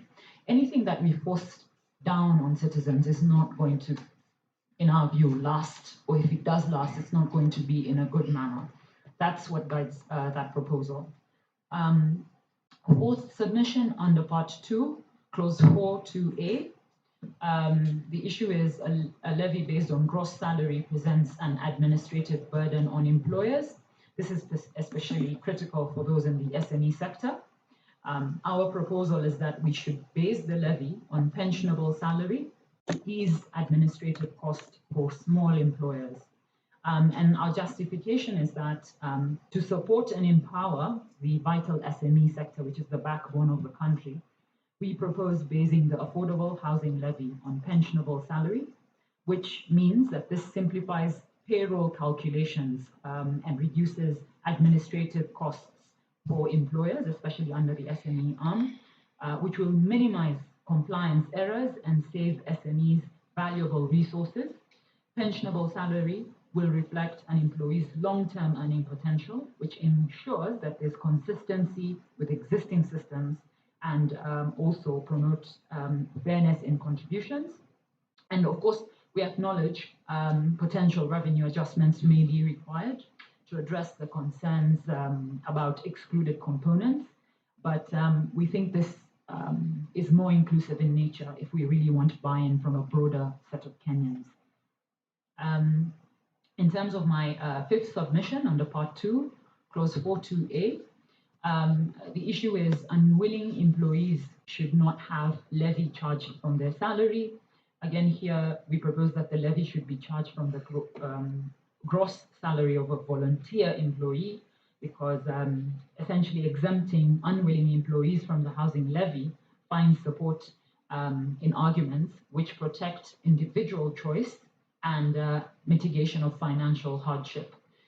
In this regard, we'd say that proponents of this believe that when it comes to mandatory contributions, this violates personal autonomy, especially when it comes to low-wage earners who are already struggling, and point out to the levy's irrelevance for them, and also for employees like homeowners or transient workers. My sixth submission under Part 2, Clause 5b, the issue is employers should not be forced to pay to add to employees' deduction. Our proposal is to delete the clause. Again, the additional levy would increase operating costs, and this could actually have a multiplier effect, which would lead to potentially job cuts or reduced wages for employees. So essentially having an adverse effect to the market as a whole. My seventh submission under Part 2, Clause 7, the issue is on the penalty on amounts not remitted on time. We think, at least for now, it's important to eliminate the penalty because penalty on amounts not remitted on time will compile pressure on the employer and choose to work with minimum workforce to mitigate operating expenses. And I think this will just increase the statutory risk obligations, which will affect the core objective of this particular core objective of business. My eighth submission, Part 3, Clause 10, when looking at the purpose of the fund, which is to provide funds for the development of the affordable housing and associated social and physical infrastructure, it is our view that the board should allocate funds to be used for the development of green affordable housing that is EDGE certified. And just for context, EDGE certification here is green building certification. And the reason for this is twofold. One, while affordability is paramount, we need to ensure the long-term efficiency and sustainability of affordable housing by having sustainable building practices. But separately, I also want to highlight that we have such an incredible opportunity here as Kenya. Currently, there's a demand of 91 billion when it comes to climate-friendly projects, which would unlock green bonds and green financing, both at county and national level. What making the affordable housing agenda green provides for Kenya is that then affordable housing becomes an easily accessible pool of green projects that could then have access to this 91 billion shillings. So our proposal is, if you make the affordable housing agenda a green and affordable housing agenda, then you can have conversations with investors like the IFC to help now unlock the 91 billion shillings, which means you're creating opportunities for green finance in addition to creating homes which are affordable for Kenyans. And just to conclude on that, I think I also want to say, unlike the previous bodies that came to ask to be part of this, we want to tell you something different as the Kenya Green Building Society. We want to tell you that we're willing to have a session for you as Parliament where we take you through what green buildings could do when it comes to unlocking green financing. And we're more than happy to discuss this further together with the IFC team so that we can take you through why green buildings are important and what they could do if you implement green legislation as Parliament.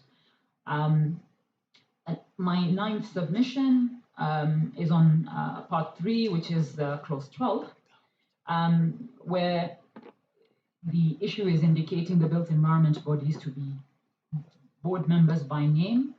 I think it's important to name the professional bodies by name and not generally. I think we need to be categorical on who's involved so we can see whether it's just architects or developers or any kind of specific category within the built environment so that we can trace who is helping or hurting the affordable housing agenda. And I think it's also important to have representatives from recognized professional bodies within the built environment sector so that you can also have accountability. My 10th submission, which is part 3, clause 12.3e, the issue is on the composition of the board, which allows for only one representative from the housing industry. I think there's so many different professionals within the built environment. I think it's important for us to consider expanding the board to have at least 3 representatives from the built environment, considering these will be the key players supporting the affordable housing agenda. And I think my 11th submission, which is my second last one, under part 3, clause 13.2b, when it comes to the issue of optimal efficiency and cost effectiveness of affordable housing, again, I think a key opportunity here is to make the affordable housing agenda green, and this will unlock not just financing, but ensure health and well-being is really factored into the agenda. And in this regard, we would like to propose that the affordable housing bill include a mandatory clause to make all of our affordable housing green, and in particular EDGE certified as green, because that's already being pushed by PS Hinga as well. And then lastly, under part 4, clause 33, the issue is in allowing the change of allocated housing allowance, which should be made for depreciation of housing. I think our recommendation here is to amend clause 33.2b to include a requirement that the forfeited unit should be assessed and any depreciation added to the loan amount. I think the reason for this is clear, but to elaborate, I'd say this is important to ensure fairness and financial responsibility and operational efficiency in the affordable housing program. So in this regard, we propose amending clause 33.2b to require the assessment for the depreciation of any forfeited unit exchanged due to resident preference, and this then would protect the public investment by recouping any lost value. And lastly, we note that there are no regulations for the affordable housing bill, and it would be important for us to ensure that as we discuss this bill, we also publish draft regulations so that they could be tackled in hand for an effective implementation of this important agenda. I'll now hand over to my colleague, Gigi. Okay, please make a very brief comment because you're taking us through the whole bill clause by clause. Thank you very much, Mr. Chair. me, I'm not going to go to clause by clause, apart from one clause, which is clause 2, when it talks about the definition. There is, in that clause, there's a definition of social housing in the bill, and they've defined social housing with as being a unit with a plinth area between 18 and 30 square feet and targeted to a person whose monthly income is below 20,000 shillings. All the definitions under clause 2 in terms of A, B, C in the bill have specified the plinth area and also the amount of the salary that somebody is earning. I find that will be a bit restrictive, that when we have done those definitions, they could have been more adequately dealt with in the subsidiary legislation, because you are now defining this in the legislation, and legislation, of course, as you all know, takes time to be changed. Now, I will express my reservations about this bill. It's been called the Affordable Housing Bill, but from when you read it, it sounds like it is the Affordable Housing Levy Bill, not the affordable housing, because it's not dealing with affordable housing. It is mainly dealing in how are we going to create this levy. I've been a practitioner for many years in the housing sector. And what happens is the housing policy actually talks about social housing, it talks about affordable housing, it talks about civil servant housing, it talks about rural housing. What has happened is that we still have a Housing Act, Cap 117, which was created in 1967. And that's what we are still, this bill is not revoking that bill. Is there an affordable housing bill? Is there an affordable housing problem? That's very debatable. We've been told about this number of 200, 250, and we've been told this number since 2016. And we ask, is there a study that had shown that there is a real big problem about affordable housing? When the program is being pushed, there has been no, I don't think, maybe I'm wrong. I've not seen any feasibility study that has been done to justify the so-called affordable housing in certain institutions. For you as members of parliament, there is going to be delivery of 200 houses per each constituency. Have you seen this feasibility? So do we have an affordable housing problem in terms of homes to own? Or should we also be looking at housing to rent? Decent and dignified housing. And that is what this bill has failed to address. What the executive should have brought to the National Assembly is a housing bill. It deals with all those aspects, deals with the roles of the National Housing Corporation and everything, and also the role of how the private sector is.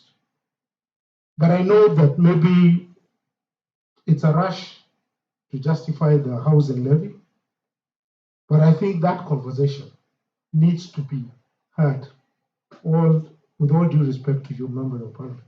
That is why I think this presentation is being made to the Finance Committee and not to the Housing Committee of Parliament. Because we need to discuss the issue of affordable housing. We need to discuss the housing problem and not just a question of how we're going to collect a levy, of which some of us might not be guaranteed we shall benefit from it. You can see from my gray hair, I'm about to retire. So I'm trying to see how I'm going to sneak out of the employment bracket so that I no longer pay this housing levy. So that is just a quick observation about, and I didn't want to go into details about this. I made my very detailed submissions during the Finance Act, which I could see you respectively ignored, but we will have that conversation behind the tent at another time. Thank you very much, honorable members. You came loaded with violence. The public participation, our responsibility is to listen to all the varying views and eventually make a decision. But you raise very, very pertinent points.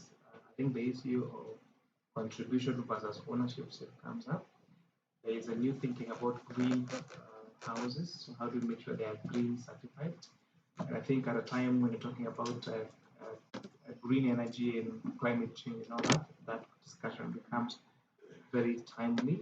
I think the other presenters, Tim, just before you also talked about the role of the private sector. That's still coming out. How do you make sure that you have the role of private sector?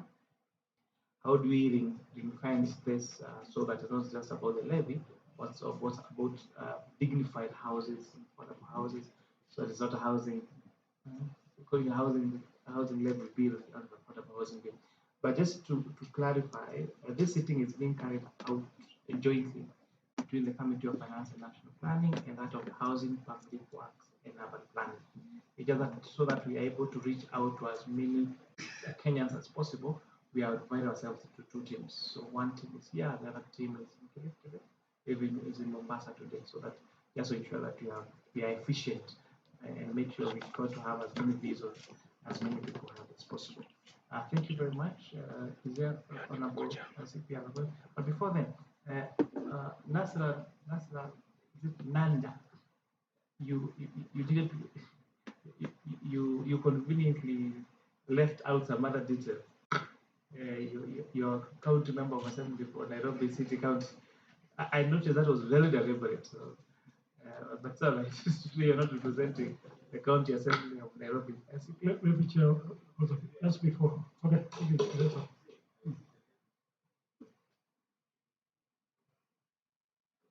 you. Yes, Chair. Just two points to highlight. So, like I mentioned, I work for Kenya Tea Growers Association, which is a key part of our economy, contributes substantially to forex earnings.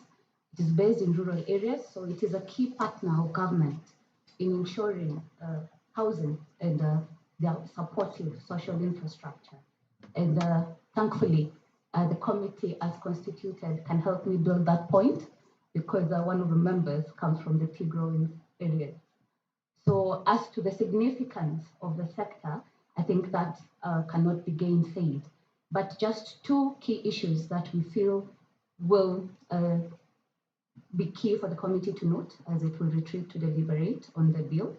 One is the impact of this bill and the levy that is being proposed to be contributed not just by employees but also by employers on the price competitiveness of Kenyan tea.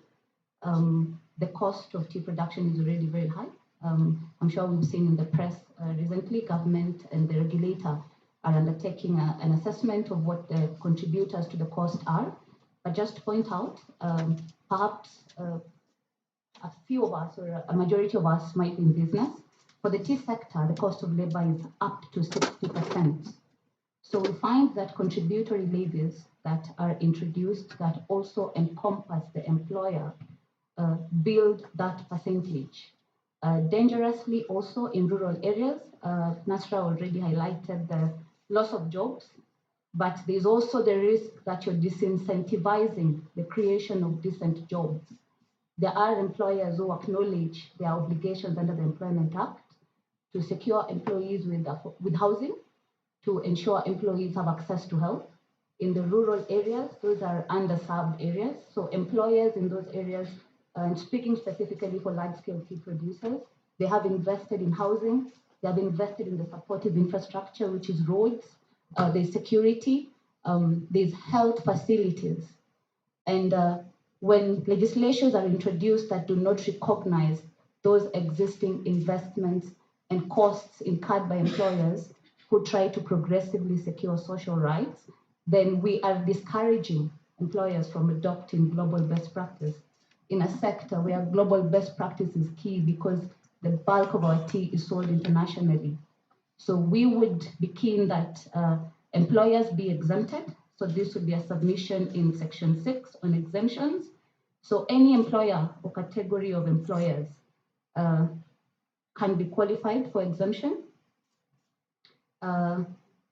We are proposing that clause 6(1)(c) be added so that it adds an exemption for employers. I think that is also to support the submission that's already been made on the deletion of the section, which would be more ideal, so that employers are not compelled because they already meet the obligation to provide housing, health, water to employees under the Employment Act. And these are all in support of Article 43 rights. And then secondly, just to also point out that we have found the tendency to have policies that base employee deductions on gross salary. Apart from the obvious dangers that we've already highlighted, we propose that if a contribution is to be done, it should be on basic salary. This is key to us, especially because in most of the recently introduced contributory schemes, NSSF, which is from February effecting increased contributions, the basis of contributions based on gross salary unduly burdens employers. So I will not belabor the point. We have shared our written submissions, but just to lightly touch on the fact that the sustainability of the fund and the housing schemes would be greatly helped if the security of land rights in the country is ensured. This is an issue that is currently affecting several businesses that are land intensive. There are members here would probably be aware of policies and bills that are currently proposed which place security of land rights at risk. And housing, of course, is going to rely on land as a major infrastructure. So resolving our land-related administrative issues would be crucial for the success and sustainability of affordable housing. Thank you. Thank you, Chair. First of all, allow me to introduce myself for record purpose. I'm CPA Julius Ruto, a member of Parliament, Kasese constituency in Uasin Gishu County, and a member of this committee. Chair, you'll appreciate from yesterday and more so today, the issue of green energy, climate change mitigation, and response to demands as to green energy compliance or financing is coming out.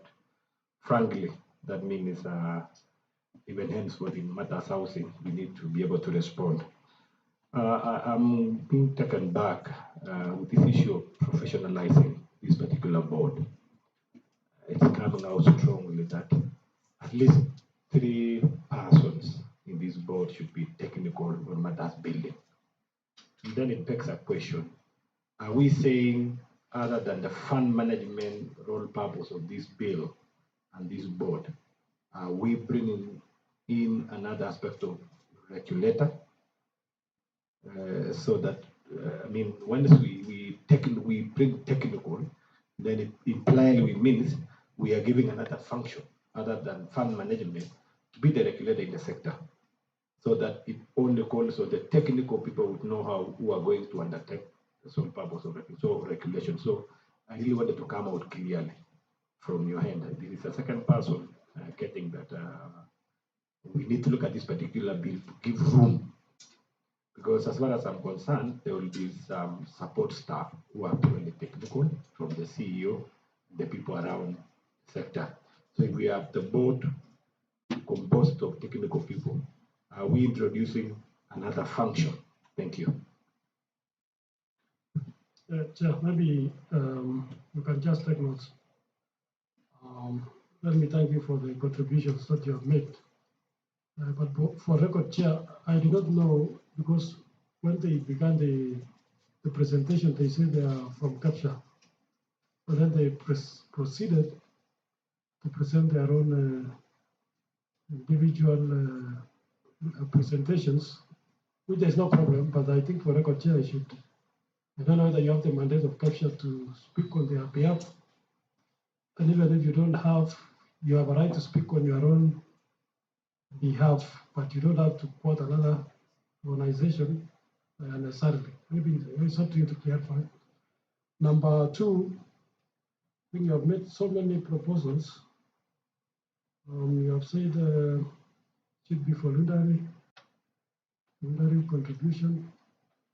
You are a Kenyan, you know where will that lead to? You think we make it voluntary?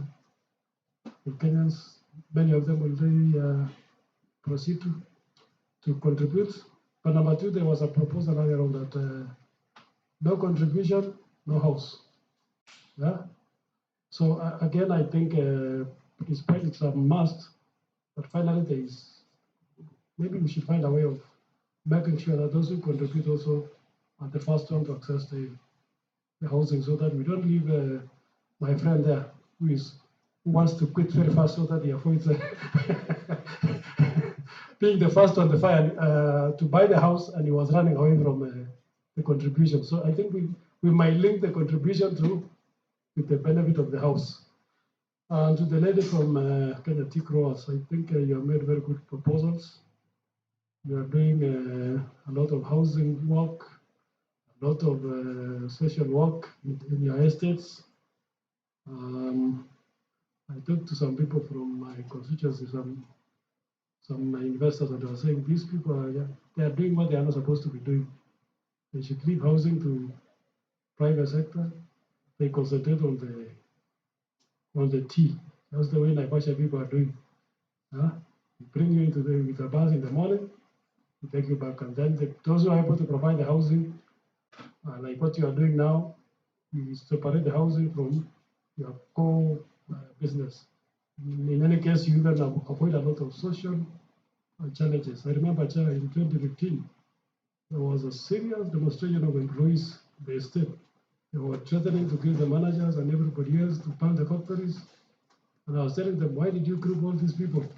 You can, so I think I agree you do a lot of social work, which actually maybe you can contribute more to your cost of operations. Chair, as she put it, global best practices. Most of these markets also dictate, like those empowering programs. I know some of them are conditions. But nonetheless, allow me to appreciate the sector of tea. Chair, you understand we have a challenge on forex exchange, and the only sector that is supporting the economy with inflows of foreign currency, this sector. And to my senior, you don't need to worry. We make laws for posterity, not for convenience. So let's make together these laws for our children, not for yourself alone. Thank you. Then she also said something, the lady on green building, the Kenya green building. So you said you are willing to talk to us more about this green building together with some stakeholders. Maybe Chair, maybe you can engage more in future. All right, we could easily plan a meeting on this later, because the issue of green financing and green and climate change and all this is becoming a very live debate that Parliament is also keen on being ahead of. So we will be engaging you on that matter. Just escape my mind.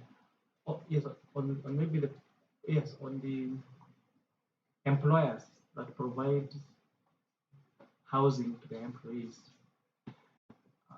Maybe we'll try to look at the technicality of exempting those employers from paying the housing levy, because if already they are contributing voluntarily towards making sure that their staff have decent houses, then we'll see around if it will be viable to exempt them from paying the housing levy. To you, while you always say when the mouth is yours, it's also good to clarify when this employer contributes to housing for employees, what is the ultimate end product? Is it for ownership or for occupancy during work related? Because as it is now, most employers have their own scheme on how they can give mortgage for ownership, for repayment. Is it this one unique for affordable housing intention so that it conflicts and then it provides an avenue of saying let's not duplicate? Otherwise, most employers are building houses for their employees for convenience in terms of work related. Yeah, yeah. But the essence is whether it is for convenience of the workers or for the workers' welfare, at least there is a deliberate effort to make sure that we have people living near where they work. Because the biggest problem we have is, take for example, an employer who is based in Lavington. If you check every morning and every evening, there is an exodus of people going to Kangemi or the other side going to Kawangware.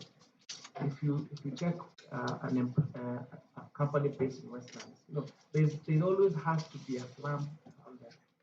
And even with a posh estate, whether you go to Muraiga or Honda, somehow there has to be a slum around there.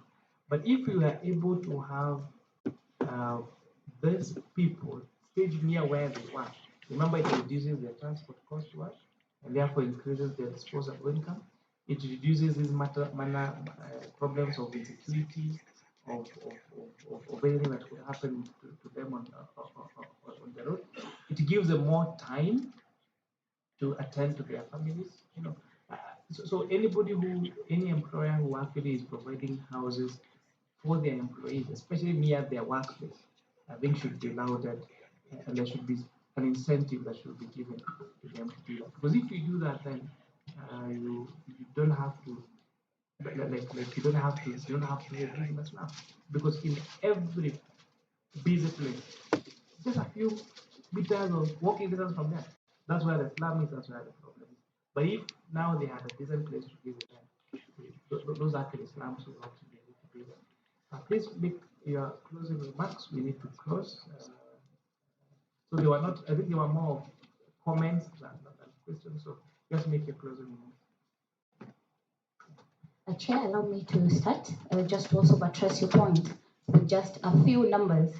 We have 6 million unemployed youth currently. The retirement age in Kenya is 60 years. If an employer is to engage 6 million youth and for 60 years provide housing, I suppose all of us can then see the value that an employer who ensures the employees are housed is adding. Thank you. Thank you, Chair. I'd first like to address the comment around KEPSA and KGBS. So KGBS is a member of KEPSA, and we can speak to KEPSA, and we can also add the value we bring to the private sector. That's why it was important to highlight the opportunity around green buildings. I think just for clarity on that. And then second, on the capacity building session, we've already talked to the IFC, so it's for you to let us know when, so that we can have that closed out. So happy to support. And then on the context of having the 3 built environment professionals, it's not to add an additional layer or additional function. What we want to make sure of is, if we're creating a fund, one of the things that will unlock opportunities is ensuring the quality when it comes to the delivery of the affordable housing is also counter-checked. And with the board being an oversight function, it's important to have the right technical capacity, confirming that what internal technical expertise is being delivered on is confirmed and verified. I think that's where we're going with that. And I think lastly, we're truly grateful for the opportunity to make our comments before all of you, and we're really looking forward to seeing that the trust is on both sides. So in as much as we are happy to support an affordable housing bill, we are also wary that it should not be an affordable housing levy bill. The interest of the people needs to come out. And I think the mistrust is we've not seen it work so far. So as we charge, an additional obligation on Kenyans means that Kenyans become more wary of where these obligations are going to. And I think that's what we're trying to communicate. So thank you so much for your time. We really appreciate it, Chair. Thank you. So thank you very much. I would like to thank all of you, especially on our members who have stood through with us through the time, all the stakeholders that have made their submissions to us, our friends from the media who has ensured that Kenyans remained informed of the proceedings of this public hearings. So this has been 15 days marathon covering 19 different counties, and we've been able to get views of Kenyans. I think this is the highest public hearings ever conducted in the history of Parliament. We went to as far as Lamu and as far north as Turkana, and I think we have enough information now. We received varied views. We received a number of views saying about the 10%, some saying it's too much. The issue of green energy, the buildings being green has come up. Involvement of private sector. The private sector needs to be feel that they don't want to be left out. The need to think critically the bridging of the gap of the 200,000 units that are needed. Whether we need to link the contribution of the person contributing and the person benefiting from the house, and a lot of varied views, and we really thank Kenyans for coming out in large numbers and giving us their views. So this marks the end of the public hearings. So we retreat from today to Mombasa for report writing. We hopefully will be able to complete the assembling and close by close recommendations for the whole bill, and hopefully by next Monday we shall have our reports, which we hope, because we are on recess, once maybe if there's the wisdom of the speaker, the contravention of a special sitting, or if we wait for the official opening of Parliament for the second session of the 13th Parliament, then we'll have a report on the affordable housing bill ready for tabling, for debate, for second reading, for debate and voting, and thereafter hopefully for assent into an act of Parliament by His Excellency President. Thank you very much. Have a good evening. This meeting is adjourned, and honorable members, we'll join tomorrow for the report writing. Asanteni. Have a good evening.